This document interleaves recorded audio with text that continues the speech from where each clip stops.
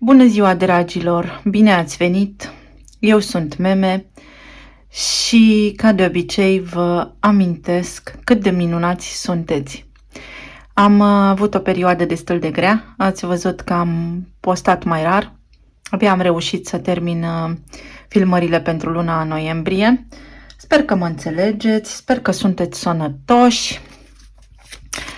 Dar m-am întors cu forțe proaspete. Să vedem ce ne aduce energia momentului prezent. Căci doar asta contează.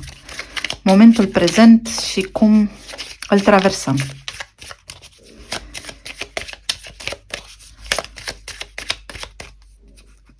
Cărțile oracol ne spun. Avem aici... nu știu cum să-i spun, școlarul, cel care învață. Să vedem cum se leagă cu mesajul nostru. Cineva care caută o informație, caută să se documenteze pentru a se perfecționa într-o anume direcție. Aici avem dușmanul. Foarte interesant, cineva vă spionează.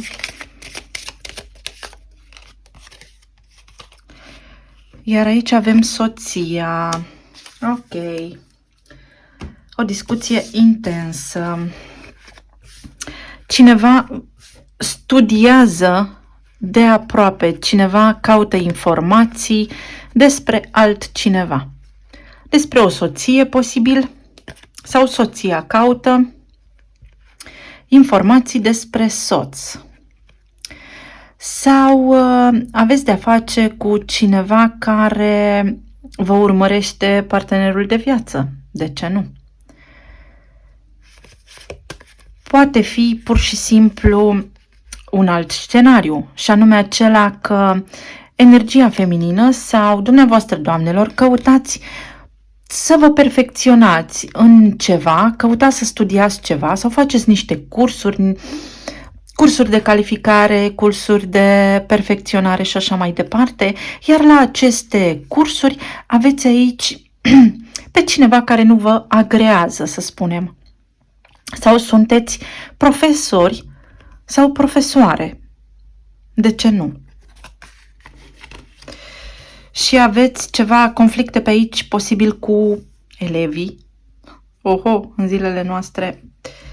Bun, haideți să vedem cum se leagă mesajul. Mai au și o cărticică separată.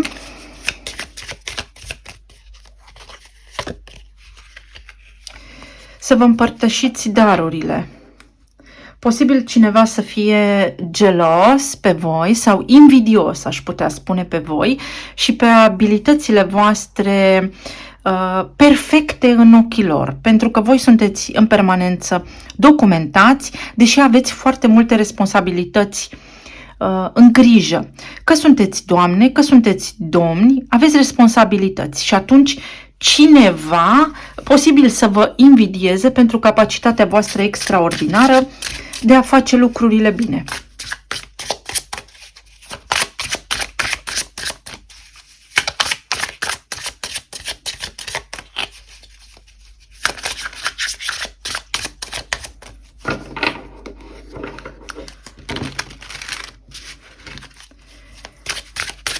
Avem zona de relații.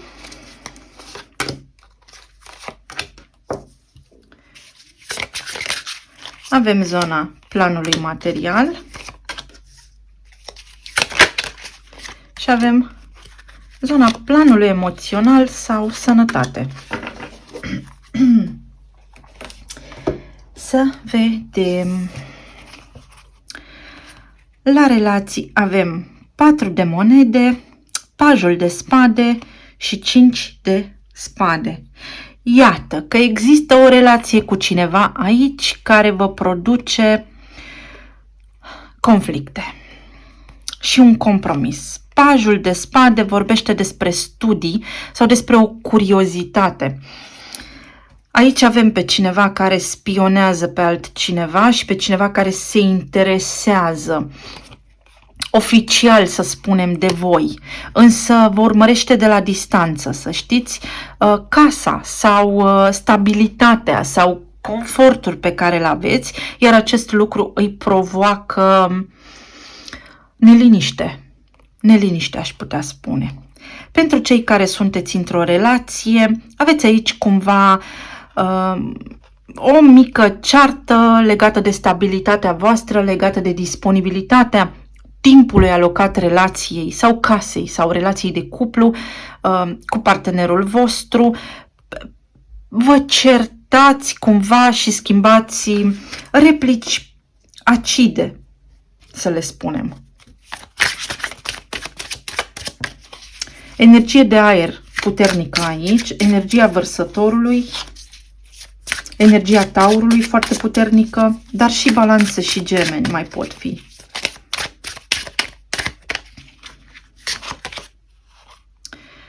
Pajul de monede, avem multă energie tânără. Aici, de asemenea, vorbim despre copii. Posibil să vă certați sau să aveți complicații, să le spunem, în relație cu partenerul din pricina copiilor, să aveți discuții, nu știu, la sarcinile pe care le aveți în creșterea copiilor. Și atunci asta să producă clar mici certuri și disconfort. Vorbim aici despre mesaje scrise, dar și despre o posibilitate de a trasa o rutină zilnică foarte bine stabilită care să vă împlinească și să vă ducă către o armonie în cuplu. Pentru cei care sunteți singuri, posibil să vă placă cineva, dar care nu este neapărat disponibil în acest moment. Și acest lucru să vă creeze o formă de neliniște interioară, pentru care, să spunem, ați fi dispuși să faceți orice fel de compromis. Diavolul. V-am spus că este aici o energie de control. De control. Unul dintre parteneri se simte dezavantajat în legătură cu responsabilitățile din relația în care se află și cumva acest efect produs acolo să-l macine foarte tare, deși nu este în mod direct vina partenerului, ci pur și simplu este o conjunctură nefavorabilă în care amândoi sunteți prinși. Și intervine frecvența stresului cauzată aici de diavol, Capricornul care vrea să controleze și să impună puncte de vedere. Prin impunerea unui punct de vedere ajungeți la discuții. Prin trasarea responsabilităților clare ajungeți la armonie.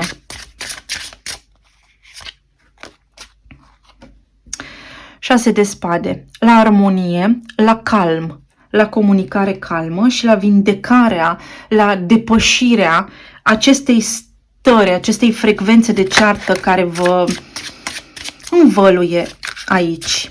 Pentru cei singuri aveți nevoie de o revizuire a modului în care posibil vreți să abordați pe cineva nou în viața voastră sau mai aveți nevoie de timp cu voi sau aveți nevoie să vă liniștiți un pic pentru că se creează de la sine o ocazie, nu trebuie să o căutați voi insistent.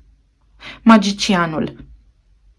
Se rezolvă lucrurile de la sine, exact cum am spus. Se creează o conjunctură prin care, dacă sunteți într-o relație, ambii parteneri, dacă vorbim de la egal, vor pune pe masă oferta și aceasta va fi coincid cu dorințele și așteptările tale, batem palma, iar dacă sunteți singuri, atunci cu siguranță, dacă vă liniștiți un pic și ieșiți din starea aceasta și din nevoia de a avea pe cineva alături așa pentru că va sufocați singurătatea, recomandarea energiei aici este să vă liniștiți un pic pentru că se creează de la sine ocazia când totul este perfect aliniat pentru voi. Pe planul material Avem nebunul, un început nou care este în mișcare și o ofertă nouă. Primiți o nouă ofertă de muncă care vă creează stabilitate sau primiți noi responsabilități la serviciu. Posibil unii dintre voi să primiți niște bani veniți așa din senin și neașteptat. Unii dintre voi posibil să primiți înapoi o datorie pentru care v-ați și îngrijorat puțin. Unii dintre voi s-ar putea să fiți contactați pentru a vi se cere o sumă de bani pentru care m-aș gândi totuși de 2 ori înainte să o dau, pentru că este ceva aici necurat, adică cineva nu vă spune neapărat întreg adevărul. Aveți pe plan material multe șanse de reușită. Dacă vă doriți un serviciu, puneți acolo CV-ul pentru că se materializează. Oho, avem regina de cupe. O femeie vă oferă sprijin aici sau de la o femeie primiți banii înapoi sau o femeie vă cere niște bani. Posibil să fie un tipar din acesta în familie, mătușă, verișoară, soră, mamă, etc., care să vă tot agaseze așa din când în când cu aș avea nevoie de niște bani. Posibil. 4 de cupe. Și să fie poate deranjată sau deranjat, că poate fi o energie feminină mai dezvoltată și în bărbați, să fie deranjată că este refuzată. Aici mai poate fi un scenariu și anume acela că dacă în trecut ați refuzat o ofertă de serviciu, acum puteți primi alta la fel de bună ca aceea, lucrurile se aranjează și aici de la sine, sau posibil să refuzați voi o ofertă care vine către voi, care deși este stabilă, să o refuzați pentru că pur și simplu vă place ceea ce faceți în acest moment.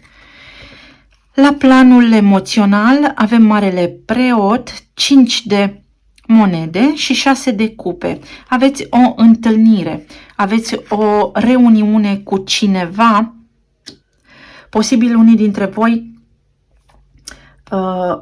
o împăcare cu fostul soț care să ducă din nou la acte și la căsătorie. Iar alții cu cineva care înainte a plecat. Ați avut un sentiment de gol până acum, iar acest gol se umple. Iar alții dintre voi posibil să rupeți o conexiune care nu este de suflet, care nu vă mai împlinește și să decideți să mergeți pe un drum care vi s-a părut mai confortabil și mai cunoscut. Unii dintre voi posibil să ieșiți dintr-o relație cu cineva cu care sunteți acum oficial pentru o întâlnire cu cineva din trecutul vostru cu care v-ați conectat foarte bine la momentul respectiv. Dacă ar fi să vorbim despre sănătate ad literam, s-ar putea să fiți ușor necăjiți pentru că trebuie oficial să faceți niște demersuri, să luați o acțiune în legătură cu sănătatea voastră, să suferiți aici cumva de ceva oboseală, de ceva palpitații, de ceva legat de piept, tot ce înseamnă piept sau tot ce se află în zona pieptului. 3 de spade. Aveți aici o durere cumva din trecut care v-a destabilizat un pic, o ușoară sabotare. Aceste cărți mai înseamnă și următorul lucru, că doar puterea gândului vostru vă face vouă rău și este momentul să vă transformați acest lucru. Mai înseamnă și că puteți fi înconjurați sau să aveți acolo un grup de oameni sau pe cineva care își concentrează efectiv toată energia negativă pe voi și atunci voi să vă simțiți rău. Nebunul se repetă, se elimină cu ușurință energia aceasta negativă sau o puteți bloca voi fără niciun fel de mare treabă complicată aici, pentru că aveți puterea să o faceți. Vă eliberați cumva de energia aceasta negativă și de frecvența aceasta a diavolului, pentru că aveți aici pe cineva în apropierea voastră care nu este pe placul vostru sau care nu se poartă ok cu voi. 10 de cupe ca sfat general, vi se rezolvă provocările, oricum citirea este pentru energia prezentă care ajunge într-un apogeu fericit, cu 10 de cupe aici. Dacă aveți discuții cu partenerul de viață, atunci veți bate palma. Dacă vă doriți pe cineva, vine când vă calmați, când vă liniștiți un pic, pentru că sunteți într-o frecvență din aceasta, cum să vă explic, mi-ați auzit grimasa, rigidă, strânsă, de nervi, de furie și trebuie eliberată. Ca semne astrologice avem foarte puternic Gemeni, Vărsător, Capricorn, semnele de pământ, Taurul, semnele de aer și din nou Vărsătorul foarte puternic. La relație, pe partea planului material, avem Racul, Peștii, Racul foarte puternic, Scorpionul, Racul din nou foarte puternic și toate semnele de pământ. Fecioară, Capricorn, Taur. Iar la partea aceasta emoțională avem Taurul foarte puternic, avem Scorpionul, avem Balanța, avem Gemenii și Peștii. Vedeți cum rezonează talismanele? Acestea au ieșit aici.